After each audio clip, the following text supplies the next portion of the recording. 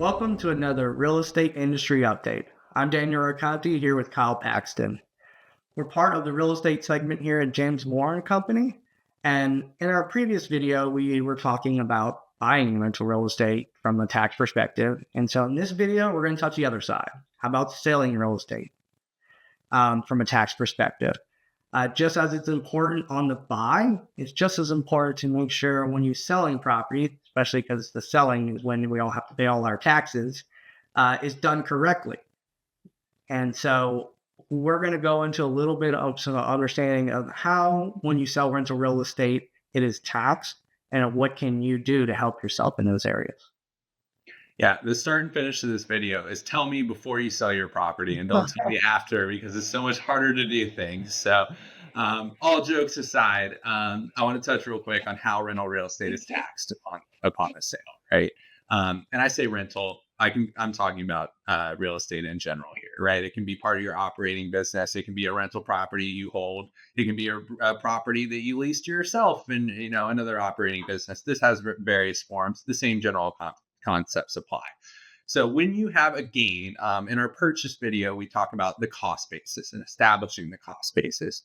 When you sell real estate, you have a gain. That's the spread between your sales price, adjusted for closing costs and things like that, less your cost basis in the property.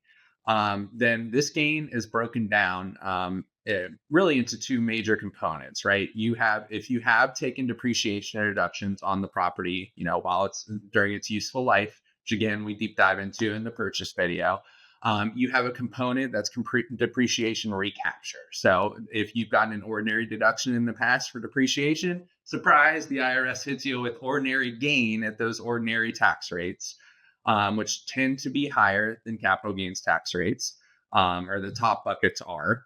And then you have the other component that represents the appreciation of the property value from that original cost basis plus your improvements to ultimately what your sales price here. That appreciation is taxed at capital gains tax rates generally.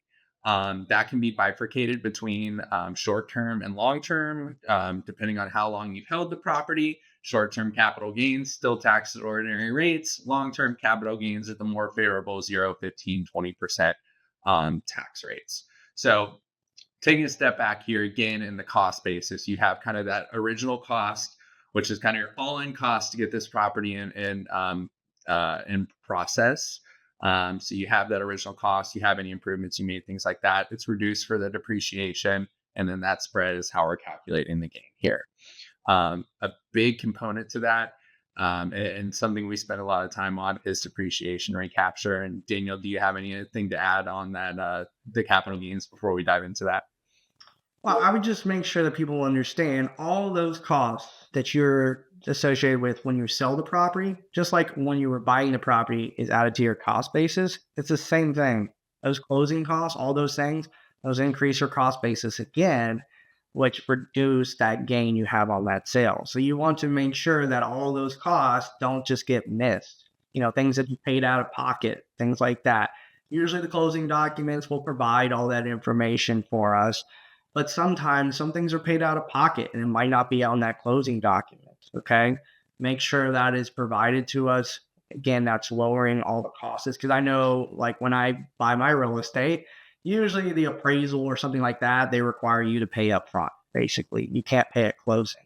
And so sometimes I've seen HUD statements that reflect that it was paid out of pocket. And sometimes they don't mention it because it wasn't part of the adjustment. Okay. So little things like that can be missed, but just understand that all those costs, again, they go into your cost basis, reduces your dough. Now, what trips up most beginning investors, even some experienced investors, is depreciation and recapture. Okay. So how does that work? All that depreciation you took from the property, once you placed it in service until when you sold it, you got a deduction for it. Okay. You got to take that as an ordinary deduction as a depreciation expense on your tax returns. Okay. So when you sell that property, technically it has an adjusted value for tax purposes. All right. The cost basis. So let's go back to $1 million here. $1 million property. let's say it depreciated by 200,000 over its life before we sold it. So it has an adjusted value of 800,000. Okay. So let's say real estate for some real bad reason is not a good place, and we just want to get rid of this property, and we bought it for $1 million and we sold it for $1 million. To the average person, I have no gain. Okay. For tax purposes, you have a $200,000 gain. Really, what it's called is $200,000 of recapture, because your adjusted basis for tax purposes is 800,000. Okay. So that is what depreciation recapture is you can actually technically sell your property for no gain, but you still actually have a taxable gain here. So you have to consider that when you're selling your property, all this recapture. And it recaptures at different rates. Okay. If property is 1245 property, then it will recapture at ordinary rates. Okay. What is 1245 property? That is 5-year, 7-year, 15-year property. So all that stuff we talked about that is eligible for bonus depreciation, okay, that depreciates quicker, that is going to be 1245 property, and you have to recapture at ordinary rate. So the same deduction that you got, the same tax rate you got for that deduction, you have to recapture it, okay? If it depreciates at 7.5% or 27.5% or 39-year for commercial, so we're not accelerating depreciation on this, it's going to be called 1250 property, and that will recapture up to 25%. Okay, so you actually do get an advantage here because it will only recapture up to 25%. So if you're in the 37-year tax bracket, 1245 property is going to recapture at 37%. But 1245 will only recapture to a maximum of 25%. If your tax rate is below 25%, it will recapture at that lower rate. Daniel's doing a great job of laying this out. It took me about 3 years of accounting school to understand the gain buckets and how this flows. And some days, it still feels like it can run together a little bit. But yeah, I mean, that's where, to your point, we see all the time with new clients that we onboard, not fully understanding that process and how gain is applied. And then if you operate a real estate investing partnership with, that have a high volume of partners, a lot of them are not real estate professionals. It can be an accountant like me, throwing some money into your fund. And obviously an accountant would know how this works, but a lot of times investors in these types of deals don't fully understand that. They get their K1 that has a huge gain on it on the sale, and they say, what the heck, this does not reflect the cash that I received this year on the sale. And it's that depreciation or recapture component that gets us. So good understanding of that is important. And so when you sell a property, you could actually have 3 separate parts of that taxable gain be taxed at 3 separate rates. Yep. So you can have the long-term capital gain portion that's taxed at 15%, the 1255 property portion that is taxed at 25%, and then the 1245 property that is taxed at ordinary rates. So you can see how complicated it can get in just a short amount of time. And so if you're doing something like cost aggregations on properties, when you're doing the sale, it's not always a simple calculation. Here. That's what we're here for. Right. And it's one other thing I want to go into. It's important when you're selling the property that how you allocate the proceeds for this recapture affects a lot of the gain and how it's taxed. So for an instance here, do I allocate it evenly across all property and basically I'm getting 1245, 1250 and capital gains? Or should I really look at the property and go, is really any of this purchase price allocated to this 5-year property that was placed in service 10 years ago that is worthless? Probably not. Okay. So if when you're doing your tax returns, do you have like a lazy CPA or somebody or something like that? Or are you asking questions? Stuff like this can save you thousands of dollars by just changing the allocation, saying, hey, it probably isn't really, some of the stuff is worthless and should not be included in the purchase price and really just disposed of, and no recapture should be on it. That way it doesn't change the overall gain. It just changes how much is being recaptured. Now, you got to be reasonable with this. You can't go overboard. IRS will scrutinize this. But there's a lot of times when we're selling things where there's just a lot of worthless 5 and 7-year property in it that really shouldn't be allocated to the gain. And by allocating it to the gain, you're actually creating yourself a more taxable event than you should by just not thinking about how the allocation of purchase price should be across all different kinds of property. I love Daniel's points there, and it gets back to this planning conversation starts when the property's purchased. So the sooner you loop us in, the more optimized we can get your tax picture. And I do want to dive a little bit deeper on just allocating and a kind of another example here. So if you're buying a one large tract of land, and you end up bifurcating that land into different sales. You have different phases of projects, maybe, and there's kind of selling off this land over time. There's a lot of strategy available on how you allocate that cost for the big chunk of land and all your improvements you put in.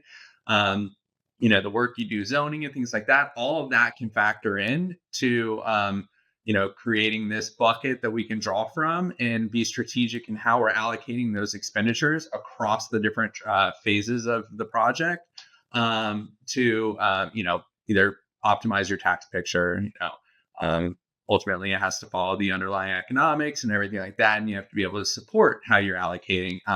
But my point there, my long-winded point, is that starting from the purchase, you can kind of keep track of these things year over year and really set up to where you can optimize that allocation of expenditures across different sales, kind of on the one piece of real estate, to optimize your tax picture. So, Daniel? Yeah. So what if you're like, hey, I've heard about all these really great things where I can sell my properties and pay zero taxes or defer all of them? Nobody pays tax in real estate, right? That's what I was told. I was watching TikTok and they told me I can sell real estate and pay no taxes. That's right. Some of that actually might be true. So there are ways about it, but just like Kyle's saying, you need to think of these before you sell the property. You're very limited afterwards. So what are some of the ways, Kyle, that we can talk about where you could actually defer the taxes on the sale? Yeah, so the big ticket item we're talking about here, and the one I think we see the most often, is the 1031 like-kind exchange. You'll hear me throw 1031 and like-kind, depends on the day. Sometimes I feel more technical with the code section. Sometimes it's, but the general concept is you sell a piece of property. You get, there's proceeds attached to that sale. You don't touch the proceeds. You roll them into another property. And in doing that, going through the mechanics of that, you can defer the gain from the sale of property. And what ultimately ends up happening is that deferred gain just suppresses the cost basis that we talked about in the purchase video of that replacement property. And you could do that, assuming there's no law changes, which is always the caveat. You can do that indefinitely. And you can just continue to 1031 exchange, 1031 exchange, 1031 exchange as you sell property. And taking a step back before I get too deep here, the definition of like kind is very broad. It does have to be real property that is used either for an investment purpose or trade or business purpose. Rental properties apply within that umbrella. Really, the big one that is pulled out is personal use property. Personal use property doesn't qualify for that. There's other provisions we'll talk about you can potentially take advantage of there. But any property for investment using your trade or business, you can complete this 1031 exchange process. There are strict guidelines in doing it. Again, you can't touch the cash. So you'll use what's known as a qualified intermediary through that closing process to where they take receipt of the funds that you receive in closing from the sale of your original property, and then they'll ultimately remit it directly to the replacement property. Generally speaking, if those full proceeds are reinvested, you will completely defer the full tax associated with the sale. So that's an important piece. Generally, if you get any cash out, there's a tax component to it, right? So reinvesting those full components is important. I also want to add, this is a caveat technically for real property to be 1031 exchange or like kind exchange, it does have to be domestic U.S. property. Yep. Okay. Good point. This is very rare, but you have to basically sell domestic property and purchase domestic property. This is a U.S. tax code benefit. It has to benefit the United States. It cannot benefit any foreign countries. All right. So the whole point of incentivizing here is that, hey, you're selling your real estate, but we don't want you to take that cash out in real estate. We want you to just invest it all into new real estate, okay?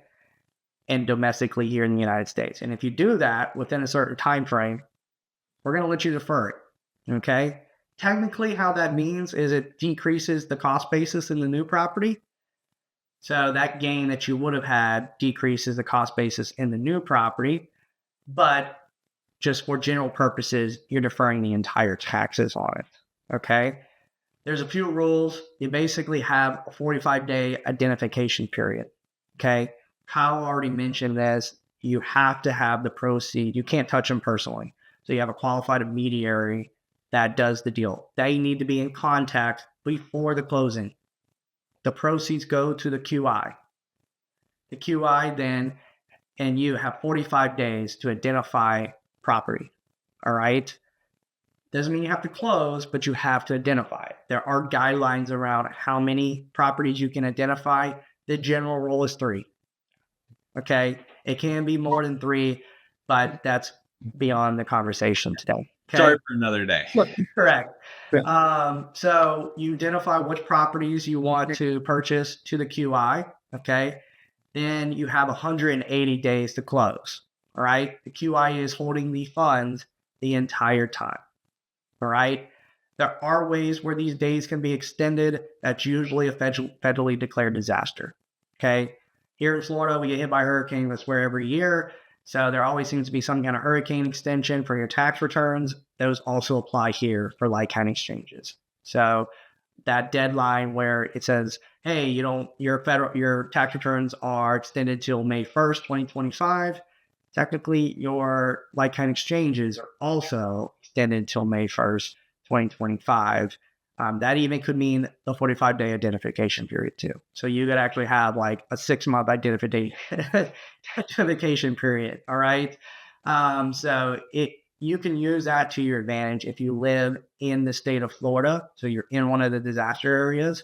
Obviously, there's disasters all over the country. There's the fires, the floods in California. Those also work too. Anything that's federally declared. So just keep that in mind. And the big thing is here, you can never touch the money. If you get any kind of money, it's boot, and that's going to create some kind of taxable gain. Okay, whether it's a portion of it or the full amount. All right. The general rule is the property I sell, I need to buy a new property that is the same value or less. Or sorry, same value or more. The other one, you know. I'm about to make a lot of people in trouble on trade taxable incomes. It's full value more. So if I have $1 million property, okay, not the cost basis, what I'm selling it for. So if I sold a property for $1 million, I need to go out there and look for another $1 million property. If I cannot find $1 million property, I can buy multiple properties that total up to $1 million, but it all has to be within the same 45-day identification period and 180 days. So I have to basically treat both of those properties that I buy, if I say I bought 2 properties, within the same timelines. All good points. One other thing I want to note on like-kind exchanges, and then I'm just going to hammer through real quick a couple other potential planning strategies to defer or mitigate gains.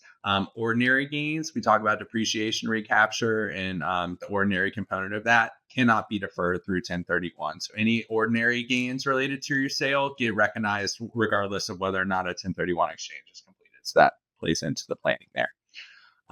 Some other concepts that I want to talk through is installment sales. So this can defer gains across tax years. Commonly, we'll see it in a seller finance situation where you sell your property to the buyer, you're providing the financing to the buyer, and they're paying you installments over time. Generally speaking, you recognize the gain associated with the sale as you receive the principal on those installment payments. One thing to look out for, the IRS is looking for interest, an interest component in that. Representing the economics of a long-term debt, loaning money over time, things like that. So then, buyer would get some sort of interest deduction, assuming it's, for a business use or potentially investment. And then they'd be looking for you as seller to have interest income every year related to that. So each year, your total kind of income is the gain that's tied to the principal associated with that installment sale, and then the interest component too will be taxed. So we see that fairly frequently. And then that also interplays with the 1031 exchange. where if you have a like kind exchange in place at year end, you're still within that 180-day window. It crosses tax years.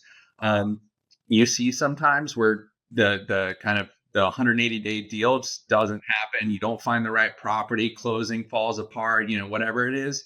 And that you end up getting the cash from the qualified intermediary. So long as you are in a like kind exchange at year end, and it crosses then kind of 2 different tax years, you can, if I sell the property in 2025 but don't actually get the receipt of proceeds till 2026, I can still defer that gain for at least a year, since I was, had good faith attempt at a like kind of exchange at the end of the tax year. So we do see that. So That's important. same That's kind of Yeah, that's important to say because people fail like kind of exchanges. They're not as bad right now, but like a couple years ago when everything was just flying off the market, I had a lot of failed like kind of exchanges. Yeah. And it's really easy with the 180 days for it to fail within different tax years.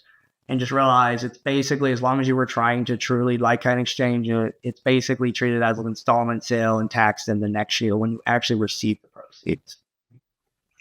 And some other potential strategies we talk through with this is investing in qualified opportunity zones, which we have other videos where we dive into that more, but we still do see some activity around that. It is slowing down as kind of deadlines are coming up here, but we do see that. And then also, when you sell your primary residence, there is a gain exclusion available. 250,000 if you're a single taxpayer, 500,000 for married filing jointly. There's strategies around that in conjunction with both your actual primary residence and then maybe rental properties you're converting into primary residences, things like that, to where you can potentially qualify for that gain deferral. As per usual, there's plenty of catches with that. You have to hold the property for a certain amount of time and use it as your primary residence and all that. So there's a lot of catches and planning components there, but those are strategies we look at too. Right. So like I was saying, 1031 exchanges are not eligible for primary or personal use, so primary residence, things like that. But if you are living in that property 2 out of the last 5 years, then you are eligible for the primary resident exclusion. Do realize this is only available for your main home that you live in. If you have multiple homes, it does not apply to your second homes or third homes or vacation homes. Okay. The opportunity zone, it's completely different than a 1031 exchange. It is basically right next to the deadline after the end of this year. There's a lot of talks about extending it, though. If that does happen, we'll see. We'll see for sure. If that does happen, this will become very popular again, and we'll probably be doing more videos on that. Another few things I want to close this call on. 1031 exchanges, you can daisy chain them. So you could just keep 1031 exchanging that property over and over and over again and deferring each gain. Okay. So you can do this all the way to the date of your death. This is a tax strategy that wealthy people like to use. And then basically you give it to your heirs and then you have a step up basis. Obviously, you got to consider inheritance tax in there. There's other issues in there, but for income tax purposes, that is actually a way to basically never pay taxes on that property. Okay. And we talked about cost segregations in our previous video. You can do a 1031 exchange and then still cost seg the new replacement property. So you can combine both of those to create a very high impact of tax deferral and tax deductions, which can reduce your taxes incredible if you combine some of those. But it has to be the right property. You have to be buying up significantly for that, because like I said, the deferral is actually reducing the cost basis into your new property. So your cost basis to get the actual cost segregation could substantially be lower than the purchase price. Okay. All great points, Daniel. All things that you need to consider. And one of the most important things Kyle said in this video is if you're selling your property and taxes are important to you, which they should be, you need to be talking to your CPA before you sell the property, okay, about what are your options here. We're limited once the property is sold, especially with the like kind exchange. You cannot go back. Once you sold that property, if you did not go through the proper channels, it is over, okay? And unfortunately, it happens every year. Somebody does something like this. Well, I hope that these were helpful for you. They're back to the basics here a little bit, but Our tax season brains are tired, please. yeah, they are. They are really tired. But this is very important information because no matter what you do, if you buy and sell and rent a real estate, every single topic we talk about has to be at least be touched or discussed because this is just how it affects everyone who buys rental real estate. Thank you for tuning in today's episode. We hope you found our discussion insightful and valuable. If you enjoyed this episode, please subscribe as we produce frequent videos related to real estate. Join us next time for more expert insight and tax strategies to help you maximize your real estate investments. Until then, stay informed, stay proactive, and happy investing. Thank you. To learn more about James Moore & Company's real estate accounting and business solutions, go to jmco.com. And don't forget to subscribe to our Real Estate Industry Update series to receive updates when new videos are released. If you'd like to be a guest, or if there's a topic you'd like to see covered on a future episode, contact us through our website or email us at info@jmco.com. You can also follow us on social media for more news as the landscape of real estate continues to rapidly evolve.